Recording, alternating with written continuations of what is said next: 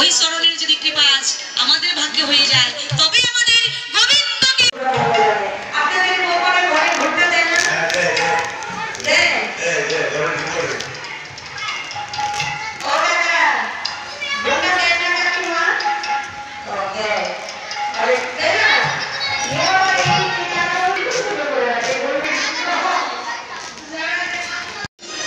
তার ভিতরে সব সে হচ্ছে আমাদের জগৎপতি শ্রী গোবিন্দ। ওই চরণে দাসত্বগিরি করবার জন্য আমাদের মানুষ কুলে জন্ম হলো।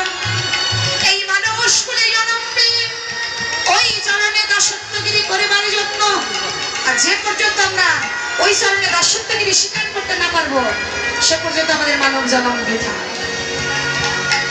আজ হোক কাল হোক ওই চরণে আমাদের দাসত্বগিরি করতেই হবে বাবা। জন্মটাই হয়েছে তার জন্য। হ্যাঁ, হরে কৃষ্ণ। ওই চরণ ব্যতীত আমাদের আর কোনো আশ্রয় নাই।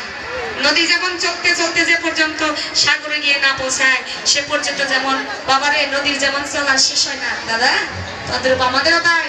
এই যে জন্ম জন্মান্তরের খেলা, জন্ম জন্মান্তরে আসা যাওয়ার খেলা খেলতে খেলতে যে পর্যন্ত আমরা গোবিন্দ চরণ প্রাপ্তি না হব সে পর্যন্ত আমাদের আসা যাওয়ার খেলা শেষ।